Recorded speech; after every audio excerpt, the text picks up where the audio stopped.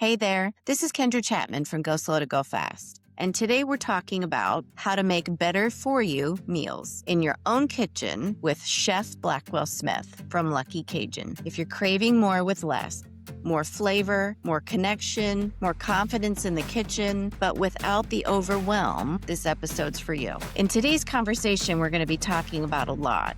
But what it boils down to is the way you cook at home is about the power of focus, slow craft cooking, and practical strategy. And all three can provide better meals. Let me tell you more. So the power of focus. Why trying to do everything in the kitchen and in business spreads you too thin, and how mastering one thing at a time can build real confidence. So we unpack the philosophy of slow craft cooking in this conversation. Why fresh, high quality spices, and yes, I mean fresh, ground spices, they do taste better, and how cooking from scratch with fresh spices is actually healthier for you. It actually builds trust with your family and your customers and your taste buds. And third, we talk about practical strategy. It can be meal planning, using leftovers creatively, and learning foundational techniques like knife skills so cooking becomes enjoyable instead of stressful. Because as Blackwell says, you have to learn how to cook. And the good news is, it's a skill that you can build over time. This is a conversation about quality over shortcuts, confidence over convenience, and creating meals that feel intentional instead of rushed. If that sounds like the kind of rhythm that you're ready for, then stay tuned, watch till the end, like and subscribe if this is something that resonates with you. And just know that Chef Blackwell has his own YouTube channel as well, so you can find out more ways to build your skills and where to find those fresh spices. All right, take care. Blackwell, I just want to say thank you for joining me on the Go Slow to Go Fast lifestyle podcast today. I know it's going to be a fun conversation, but before we get into it, can you share with our listeners and viewers a little bit about how you're going slow these days? Okay, so at the end of last year, we had tried a lot of different things in our business, and I'd done a lot of traveling and was trying to do content. I was trying to do this and trying to do that. I couldn't really put a finger on what was going to work. Now, I guess any one of those things could have worked, but the problem was is I was spreading myself too thin and I wasn't focusing on one thing. So I kind of had the spread. Like I was like, okay, here's all the shiny objects, here's all the things that could work. So I've been doing a lot of thinking and trying to identify like where my skills are at and how I can best turn focus into one thing that I focus on instead of multiple things. And then inside that, like how do I do that one thing? What is the main thing in that one thing that I can do even better? And so I'm not like just doing busy work just because I feel like I need to, well, you got to do this, you got to do that. What I've been really focused on identifying what busy work is and what is essential and what isn't essential. And so I haven't really done anything since I've got back from Florida. Like I was in Florida doing events for 3 weeks and I just got back Monday, but I haven't really I've kind of paused and gone, okay, let's really like before kind of putting things back in order, getting everything ready for the year, that kind of thing. But I haven't done anything creative or to grow the business as of yet because I'm just kind of want to make sure I got my head on straight before I start. Because I could be going, hey, let's make this content. And then I went, well, wait a second. Like I have this great script. I know what it is going to be good. I know I'm going to hit it right. But what if I change how I'm approaching it? What if I change like my emotion behind it? Does that change the effect of it? And I think it does. And so I'm just working on making sure that I am focused in the right way instead of just going like, let's get it done. Let's go, how can I get it done the best as possible? Because if I'm doing it the best as possible, then it's going to have a greater outcome. And by taking my time, I think I'll have a better I appreciate you kind of walking us through your thought process on that because, some outcome. people just have like a canned answer of what they're doing, but it's good to hear your thinking around it and like what you want to focus on next. Yeah, I think it's Yeah. content. It's content because what I realized is I'm not in the quality product business, even though that's what we have at markets. That works because I'm selling it. They taste it. They understand it. It's clear value proposition. right? Online, guess what? They don't get to talk to me. They don't get to see my passion about it. They don't get to ask me what it's good on. They don't get to smell it. They don't get to taste it.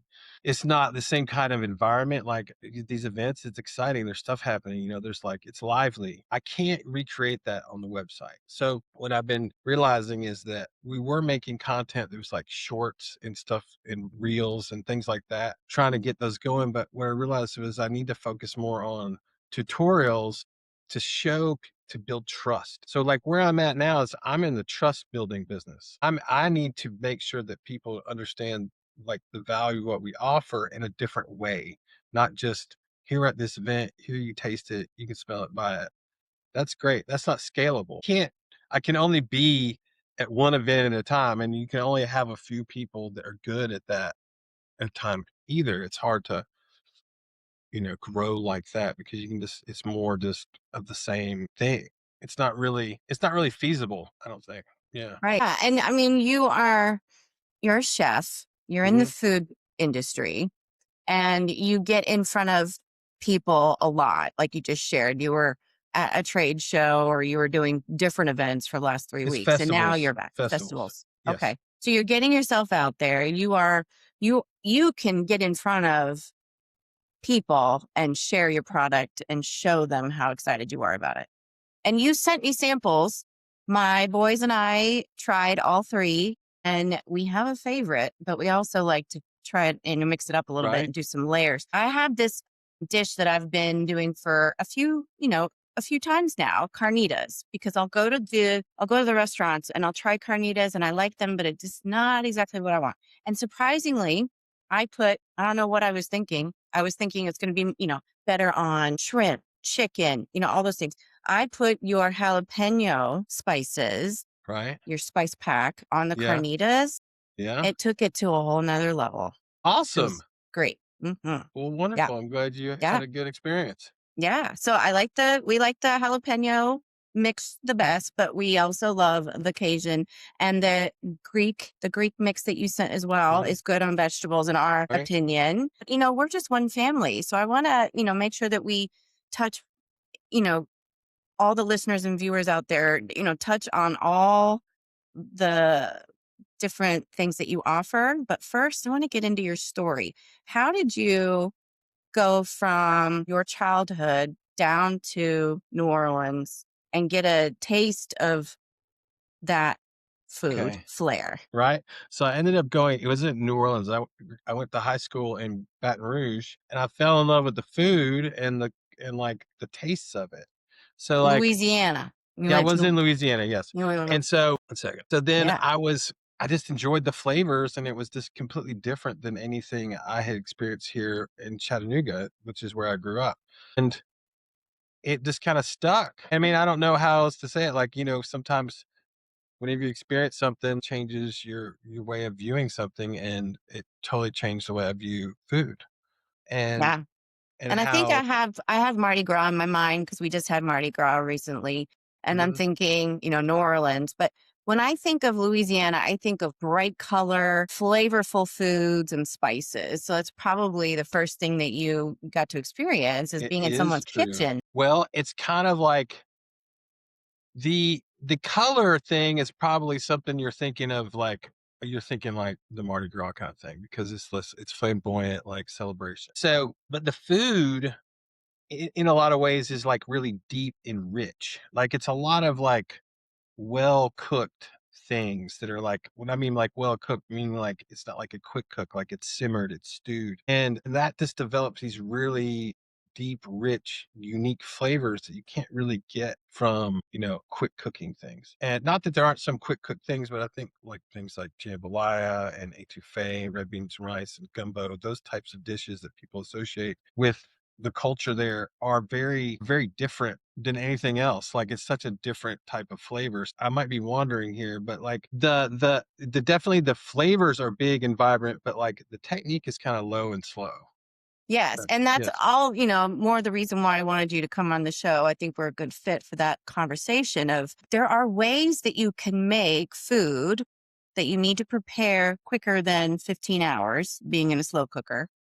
Yeah. and make it taste good. And I think one of them is getting your spice mixes and putting them on Right? recipes that you already have, but you also have cookbooks. So I want to get into all that too.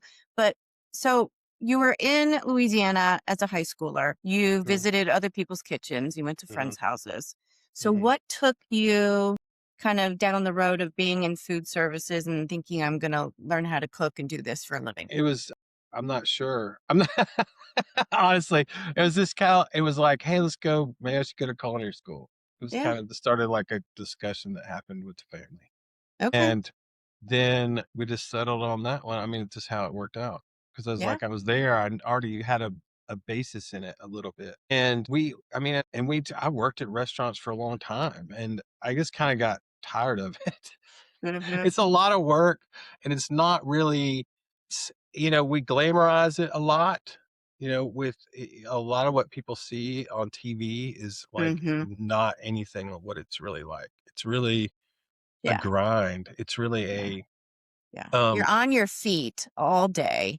You're prepping way before you even open the restaurant. I mean, right, you're I was in never food caught up. service. No, I was in food services for a minute as a waitress and I got to, I tipped my team in the kitchen because I knew that they worked their butts off. But I mean, I've never been a level chef or even a sous chef, any of that prep kind of stuff. But I know there's a lot that goes into it that you don't see. And especially when you're watching a TV show. Right, it's not Yeah.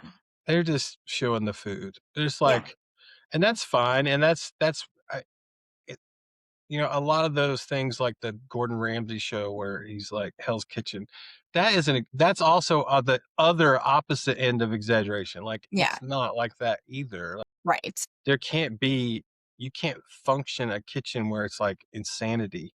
Mm-mm.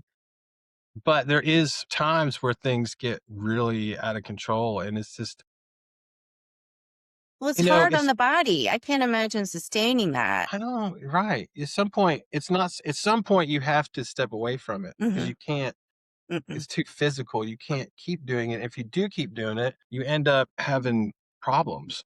Mhm. You Yeah. end up like yeah, you Yeah. end up having, Yeah.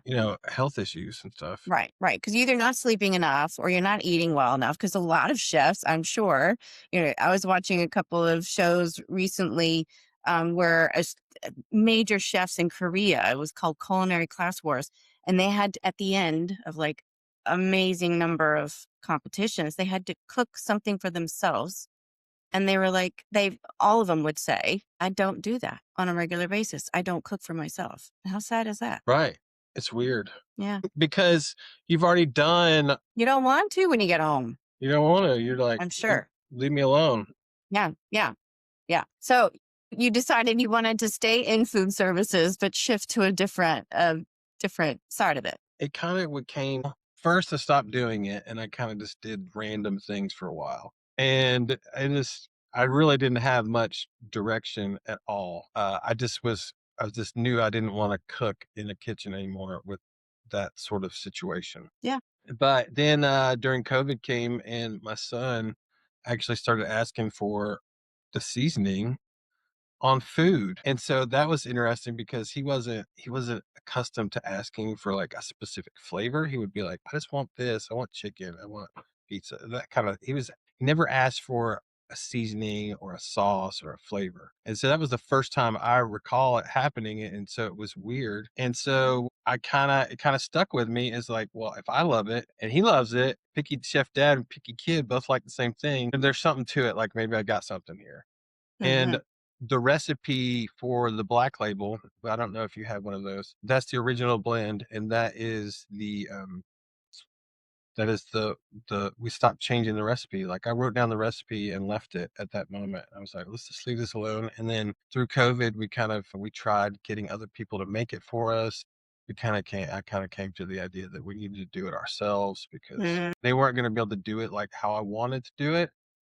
And Yeah. Because I mean, I know enough to be dangerous about when you want to start a business in the food industry and you have to figure out how you can scale and mass produce your product. Like you said, you're not going to get the same level of product of quality if you let somebody else do it, at least at this point. So you are making small batches. Mhm. You're making them from fresh vegetables that are good quality and figuring out how to package them and Well, get them out there. I'm not getting things and drying them. Mm, I'm not like processing like that. What I'm doing is buying things that are ready to grind and then grinding them up because I've also realized that like what's the scope of the thing I need to deal with? What is exactly important in what I'm doing and what mhm, can somebody else do? mhm. So to me it wasn't process, drying veggies or picking or growing those types of things. It was to focus on doing the thing I know how to do, which is like how to make the blends taste good. Yes, and they do. Because Awesome. the Thank you. 3 that we've tried, we definitely like, we enjoy them. And I'm gonna have to get more of the jalapeno mix because it's almost gone. All Okay. right. Yeah. So you've got a customer in me. Okay. No, wonderful. So, yeah. So that slow craft philosophy is kind of like where I want to go next. Now, in a culture where, values are speedy, like you said, you can't shortcut meals if you want them to taste good most of the Right. time. Right. Right. So what does that slow craft cooking mean to you? How does that look for you? Well, we're talking about taking things that take a long time. So you're talking about a crock pot. What I think that people should get a Instapot because you could Yes. slow cook meals quickly with pressure. Like that increases the cooking. So I recommend getting one of those things if you Mm-hmm. they're not that expensive. Most people can No. afford them, and they're great. They're easy to use. But I also think it's planning. It's a lot of times people. I think what people do is they go, "I'm hungry," and then they're like, "Well, I could either go to the store and uh, buy something, and then cook something, and then not even know what I'm doing, or I just go out and get something to eat at a Mm-hmm. restaurant." And so it's Yeah. easy to do that. It's easy just to order food. Oh, I'm tired. I want to think about it. So, like, I think it has to go back to planning and being prepared and making that decision to be aware that I'm going to have to eat, that I'm going to have to like take the time to do this. And I guess there's a lot of different ways you can do it. You could meal prep, you could Mm-hmm. like have things set up to where it's the same thing kind of or variations of the same thing every day. Or you just write it out and do it and buy the Yeah. ingredients that you want to do it. And so I guess it's planning. I guess it's a shift in the way you're thinking about what you're doing, but like instant pots are great because they can cook it and then hold it warm for Mm-hmm. when you get back. Same with the crock pot. I mean, you can do the same thing. Yeah. And there's also there are some ovens now that you can do that with countertop versions and, in counter versions where you can kind of like program it to do different things. But those are a little more expensive, I think. But Yeah. you can I think it's just a decision. It's a decision to go, "This is important, and I need to do that." And also, guess what? It's a heck of a lot cheaper. Yes, because grocery prices are ridiculous. So, and we all know this. So it's not, Right. but Well, it's going me. out to eat is more ridiculous. Like, Yes. Yeah. it used to you think about it now, you take people out to eat, you could be just looking at, like, spending $100. And Mm-hmm. you may go, "Hey, that's expensive at the grocery store," but, like, really, to make a meal, depending on what you buy, it's not gonna be more than Yeah. $30 to make a meal, unless you're buying, like, lobster tail or filet mignon or whatever that is, like, Right. you will spend more Yeah. money, but for a general meal, you don't have to spend tons of money. And I keep Onion going back to your jalapeno spice, but I used an Instapot. I have already used, I had already made my carnitas with your Mhm, spice okay. for the jalapenos kit with that. And I had those in the fridge. So I had made those a couple of days before. Then I used the Instapot to put like Brussels sprouts and green peppers and red peppers and onions all in the Instapot for like, I think I cooked them for like 2 hours on like Right, high. right. And then I got the meat out of the fridge that I had already made, made a couple days before. And I put a little bit of that meat in there for like another 30 minutes on the Insta pot setting. And it was all brand new again. And it was great. It tasted fresh. It had the layers of spice from your jalapeno mix. It was great. And my kids ate it. That's the best part of it. That is the best part when you make something that people like, right? And vegetables on top of it. So That's awesome. yeah. That's good. Yeah, I mean you can take a meal that you've already prepared and make it different, with Can a totally couple do of that. different, ingredients. Yeah. Yeah. Yeah. You can switch it up. Yeah. And you have cookbooks that kind of take the anxiety out of it. You had sent me, I'm gonna do a reach and grab your It's okay. holiday I cookbook. have it too. I have it here. Okay. We All could right. both show it. I guess, Okay. well, it's backwards. Mhm. Mine's backwards. Yours is Yeah. not. No. It's a mirror. And yours looks normal on my end. So Okay. yeah. So no BS holiday cookbook. That's just one of your cookbooks that you have and you That's walk the people first through. one. Okay. And that is the first one. This is another moment where I slowed down. Hmm. I was pushing. I set a date to have the second one out. I'd had this aggressive date.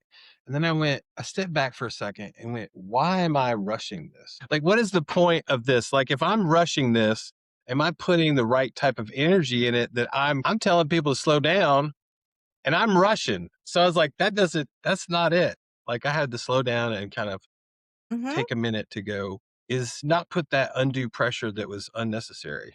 It was just unnecessary. Right. Yeah. Agreed. I think that's, it's just a hunch, but I think that's probably 90% of the reason why people would rather just get takeout or go to a restaurant, instead of trying to cook because they're just worried they're going to get it wrong. And My gosh. So this is what we figured out. This is what we totally we took a survey with our email list okay. and we got information and we asked questions and they filled out questions. And what we realized was there is this risk of it. Like, Mm-hmm. I don't understand. I don't relate to it. So I don't see Mm-hmm. the risk. So the risk is, one, is it going to taste good? And if Yeah. it doesn't taste good, guess what? Disappointment is public because Mm-hmm. your friends or your family or your coworkers are tasting it. Right. And so Yes. you're not Right. there. That's no fun. You want it to be good. Then there's the Mm-hmm. risk of, I spent all this money and now it Mm-hmm. tastes like crap. Yeah. Oh, There is a risk. that's like it's the other side of that. And then there's the risk that, like, I spent all this time. So I spent time, money, and how other people feel about me or talk about me. That's that is the reason. Those are definitely the reasons why people push towards, well, let's just let somebody else do it because I don't want to go through that pressure. I don't. Yeah. And so it's kind of interesting. It's like that we kind of figured that out. Hmm. And that's kind of and that's why we decided to make a book that was more geared towards teaching how to cook. And it's more for the person using it as opposed to being something that's like, hey, look at me, look at my fancy dishes. It's like, Yeah. no, here, look at yourself. Like, how are you preparing it? Like, does this benefit you Because you as the don't have reader? pictures. You don't have pictures in here. There's no So pretty pictures. you're not making people feel bad right away. No, right. Like, do you realize that that's not even realistic? Those pictures are not even real food most of the time. They're like sprayed with little bottles and the milk is like glue. Like this, it's all sorts of crazy stuff to make it look like something it's not. And so we've set this unreasonable standard or expectation or whatever you want to call it. And that's not even reasonable. Not that there aren't people that are out there that don't make beautiful food. That's not what I'm Hmm. saying. There's obviously people out there that make beautiful food, but most of the time in the cookbook, there's Staged augmentation. It's beyond. Yeah. beyond edible. Hmm. It's Yeah. not. It's Right. not edible. Right. And I think, you mentioned that you wanted to build trust with your clients and viewers, future people that are going to hopefully buy this cookbook and others and your spices because you want to show it's going to continue to give you meals. If you follow this process, you'll see it's like a formula. If you follow the algorithm, right, you can make Well, I good food. think the other part of this is that, so when you learn how to cook, right? So you have recipes, right? And people Hmm. go, well, you follow the recipe. Hmm. Well, there's a different part. There's two parts that come before the recipe. And I That don't is, follow recipes, there's so I'm a there's little there's different. well, that's okay too.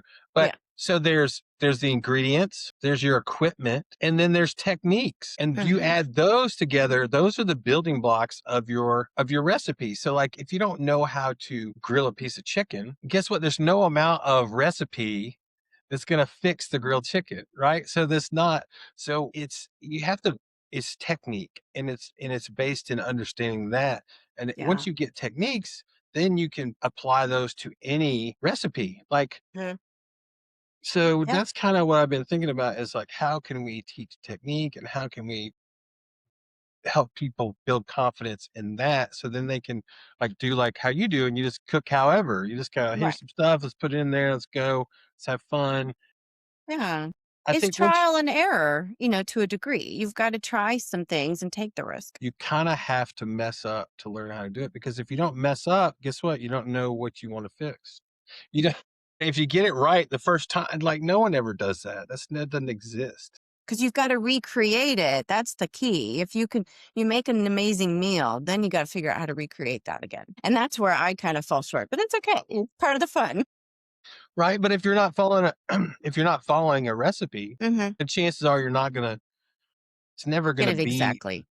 Yeah. it's never gonna be exactly the same. Yeah. Unless you write down, like I've gotten to the point where I start writing down exactly what I did. If I like, it's the great thing about it. It is the great Yeah. thing about it.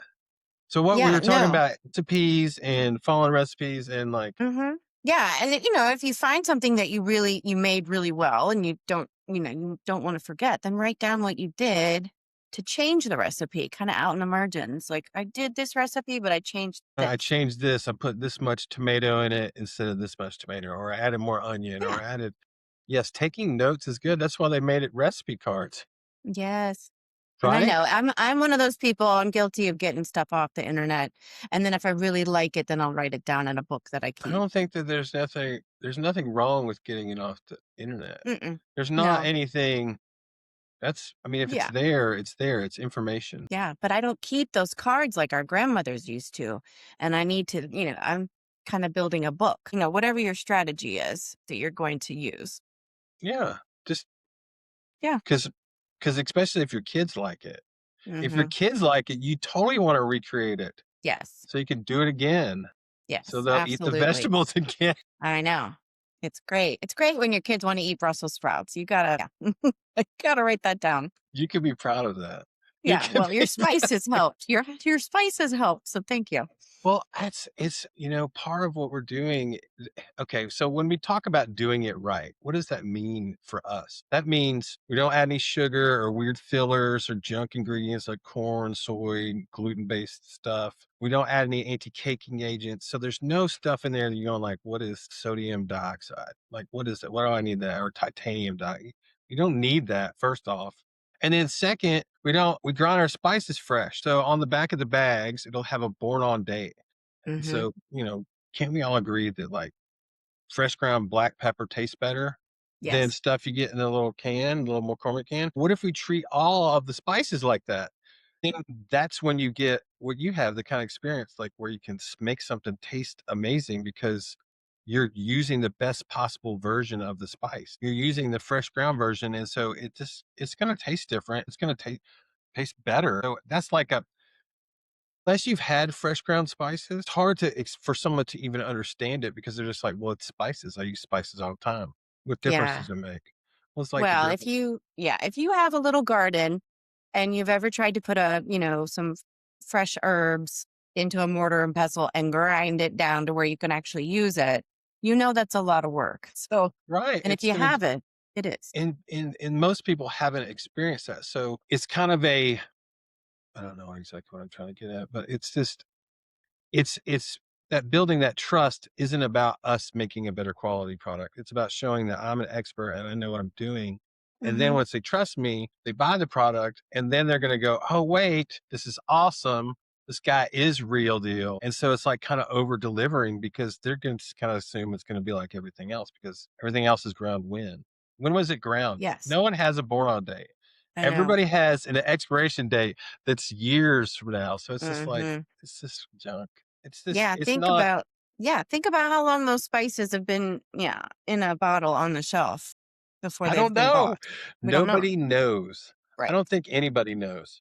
So Yeah. that's why we're focusing on being direct to customer. And so some ways this might be harder, but in other ways, we don't have to make excuses. We're not making claims that are ridiculous or like what's bold and delicious. And like, well, we can actually say that. And we can say that it's not better because I'm an amazing spice blend maker. It's because our process is better. And if our process is better, it can almost be, we can almost back it up with science. Like there's plenty of studies that show that the compounds that make them spices taste good and are, and health benefits to these spices are more pronounced when they're fresh ground than when they have been ground for like a year. It's just Hmm. not the same thing. And so it's a claim I'm making, but it's also like, it's a fact. It's real. It's not just, oh, I'm an awesome, here's my flashy jar. Here's my awesome advertising. Here's Yes. my fluff and guff and nothing hot air. But really what we do is truly better because we treat it with respect. Yeah. And, thinking about, I'm a mom of three. They are, they can be picky eaters, but they'll be adventurous. They each kind of decide when they want to try something new. It's different all the time. You never know who's going to be the adventurer, but they're turning into little foodies. So that's fun. But, for families out there, single parents, parents that are working, I know it can be, or if you don't have kids, so you just want to figure out a way to make some healthier meals for yourself. What is, maybe one meal a week, just switching it up a little bit. What can that do to somebody's health, wellness, Well, mindset? that's a good question. So I'm not sure. I know that if you cook from scratch and you get whole ingredients, like not frozen any vegetables, not canned vegetables, like fresh vegetables, fresh ingredients, chances are you're going to be eating better than if somebody that's not. So I don't, because you can control what's in it. There's no like, there's not some weird additives or stuff in it. And I think that, I don't know, like it's hard to say what people like really value, like what they really value out of their food. Like I used to think that maybe our seasoning was good for, it was like, and it's just for anybody. And in Hmm. some ways it is for anybody, but there's also not everybody appreciates like wanting to cook from scratch or wanting to have something that tastes better or how does this improve my cooking or that it's got more, micronutrients in the spices. Like not everybody cares about that. Right. So it's I think the personal choice to change, the mindset changes before you take the step to do it.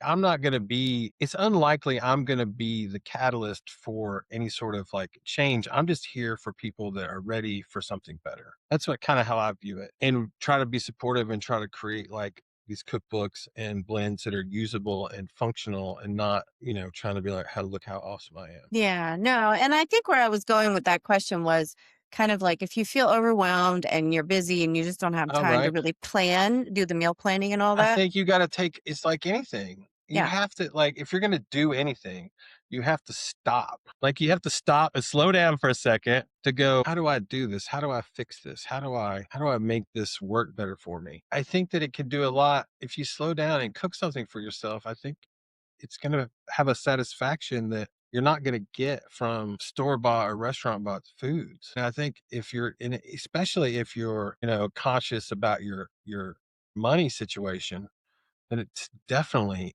gonna impact your money situation if you take time to prepare and cook. Like, if you just gotta take the time on take your Sunday evening to do your prep work, then do it. Hmm. If you gotta Yeah. get up a little bit earlier to get your crock pot going, do it. It doesn't like, if you're by yourself, you can put a meal in a crock pot, it can feed you for several days. It's not like it has to be some people get like the, variety syndrome where they're like, "Man, I gotta have something else." It's like, well, do what Yeah. you did. Yeah. Cook the pork and then use the pork in each day differently. You eventually make it into soup. You could take a chicken, you could roast a chicken, then you could make like a salad with the chicken, then you could take the bones, you can make soup and the leftover chicken. Like, so Hmm. there's ways to take that chicken and turn it into multiple things. And Yes.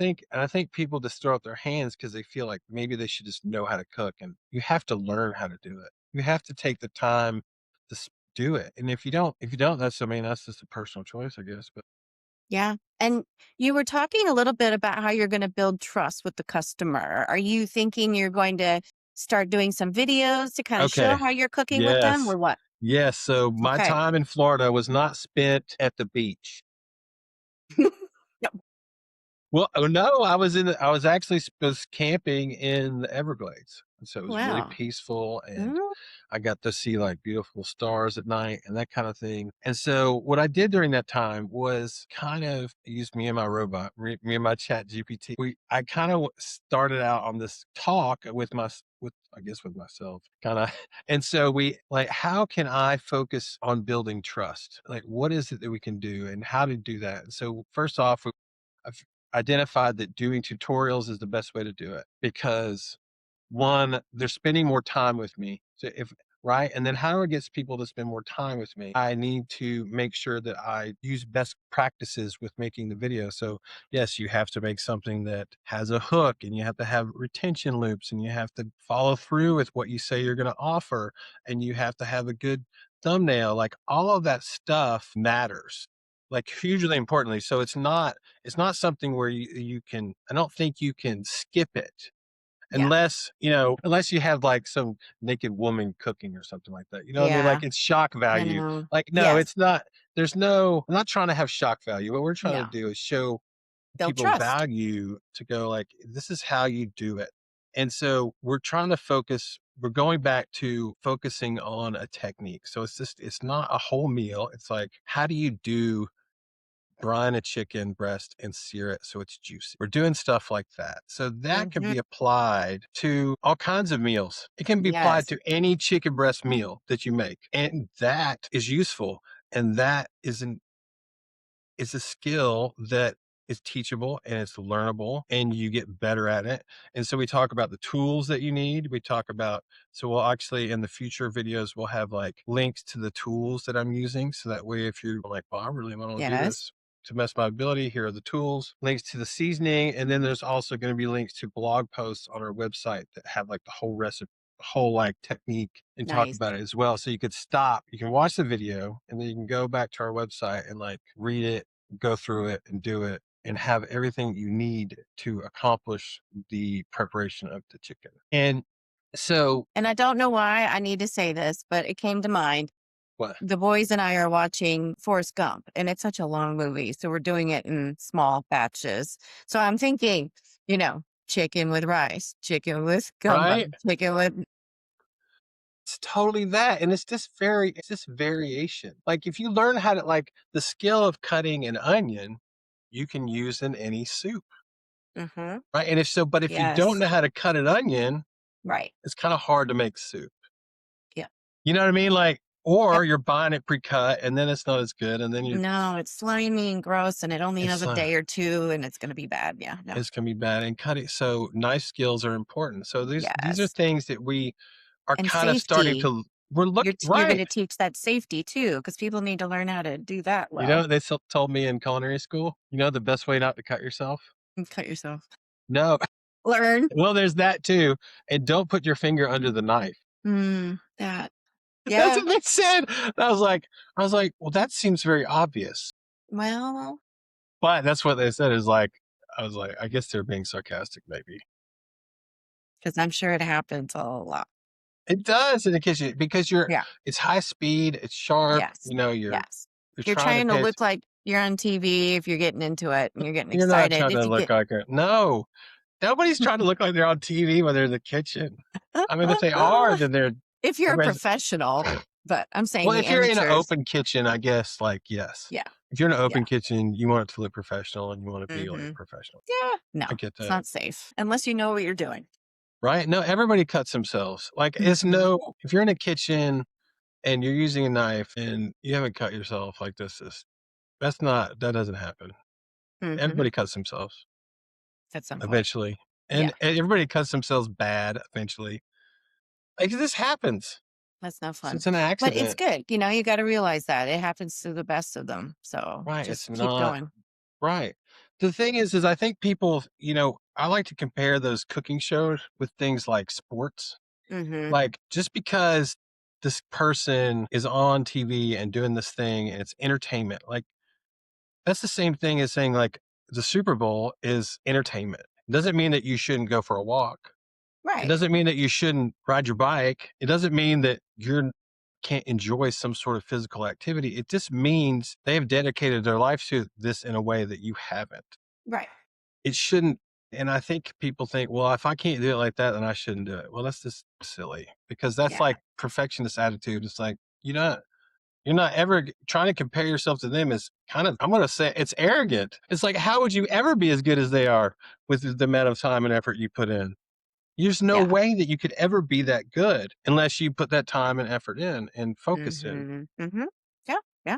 So you never know. There might be a couple of future chefs listening in, and that's totally And it's fine. okay. Just But be for the rest of aware us, yes. that your life will be run by it if you work in the kitchens. Mm. Just be aware that it's all encompassing if you really want to do it. Yeah, and if you got to love what you do, right? And there are different ways that you can love food and, you Yes. know, making I'm sure definitely people learning get good that. I'm food. learning how to be Yes. myself and learning how to be a different version of myself and becoming the best, becoming a teacher, becoming a because I think that that's where we add that trust is showing the step by step and like being the teacher and doing and me taking the time to be better at making videos is going to build that trust as well. Not just for the fact that it's going to help me get more reach, but that people are going to recognize that I have put in the time to make sure that what I'm saying has clarity and is interesting and intriguing. People want that. People don't, they want to be entertained and educated at the same time. Yes. So, Yes. speaking of, can you tell people more about where to find the Lucky Cajun online and all of your offerings? Okay. So our YouTube channel is Lucky Cajun Seasoning. Our website is theluckycajun.com, and that's where all the seasonings that you talked about, the Greek, I guess you have, and the Mm-hmm. jalapeno and the black Mm-hmm. label are all Mm-hmm. on there. There's recipes on there. We also have a newsletter called The Skillet. So we just basically post the the videos on there and the blogs on there, and then we share the spices and stuff, but we're trying to still work on that, on how we can improve the skillet. But yeah, that's basically where we're on other channels, but right now I'm just promoting the YouTube channel because I feel like that's going to have the most value in the direction that we're going in. I mean, we are on Instagram and we are on YouTube, but it's excuse me, Facebook, but like we're just focusing on YouTube right now for sure. Yeah. And you can do so much with Facebook these days. And people are going out to Facebook. It's like billions of people are going out to Facebook every day with a Yes. question. So if you can answer how to make a quick Yes. meal That's taste what I good, That's what I'm that's going to be saying. great. No, Yep. you are you talking about YouTube or Facebook? YouTube. Right, okay. So, Yeah. yeah, Yeah. it's It's going to good. be great. And then It you is can great. repurpose. You can repurpose that content We for all the other already are gonna socials. be doing that, like, I'm gonna ask we've Yeah. already done a few podcasts, and we've repurposed those as, like, shorts and stuff, so Yes. everything can become extra ways to reach more people, like, with shorts and stuff like Absolutely. that. Yeah. And there's just so many cooks out there, home cooks, who need a little inspiration. So I think, if nothing else, this will be a reminder for everybody out there that you can make a fresh tasting, yummy meal, multiple times a week if Home you want at at home home that for the that could taste better, us. it can cost less and be better for you. Like, I don't know. So if Yeah. you wanna trade all that, learning how to cook, you can't trade it for anything else. Like, a lot of things you can be like, "Well, if I do this, I don't have to do this." But you trading convenience? It's never gonna be as good. Yeah. Like, and if it does taste better than a home cooked meal, it's gonna be really expensive. So it's like, Hmm. And that's something I'm teaching my boys right now. They'll say, "These pancakes don't taste as good as yours." And I'm like, "I know, because what I do is different and it's scratch made. So let's remember that the next and time it's you want to get that at the store versus what we do at what home." But mom makes, right. yeah, but they've It's got to also true. learn their own skills, and I want to, pass that on. So they're definitely requesting your spices like your son did. So that's, That's what I'm it's going to saying. continue. Hmm. Yeah. And people really won't, I don't think they'll really understand if they haven't had fresh ground spices before, they won't experience that until they try it, and they'll Hmm. get it. They'll get what we're talking about. Right now, it's just kinda like That's right. this concept. It's like, "What do you mean? How could it taste different?" Well, it does. Yeah. Yeah. It just does. Yeah. So I'll make sure all that connection information to your website is in the show Awesome. notes. Do you have any final thoughts for our listeners and viewers out there? I think that, we're talking this show is about slowing down to speed up so you can get more momentum, and I think that with cooking, it's just you don't have to do everything slow cooked, but you can step back and take a moment to figure out how you can bring that into your life. And it's not hard unless you don't put aside the time to do it. And so you're going to have to eat anyways. You're going to be having to eat for the rest of your life, right? So you might as well know how to feed yourself well. You might as well be able to enjoy cooking and be able to share meals with people you care about, your friends, your family, and people you work with. Because why not? You don't want to be the person that brings those frozen rolls to every meal. You don't want to be the person, right? You don't want to be that No guy. judgment. There's no No judgment there. judgment, no judgment. That's okay if that's all you want to do. But we can teach you how to make it better. You could probably put some of your spices in a butter to make that better for the You frozen. could, right? Exactly. You could you can mix a little Greek out with some butter and you have some Greek butter roll. Yeah. So Awesome. Well, thank you. Yes, it was a great conversation. Thank you for being here.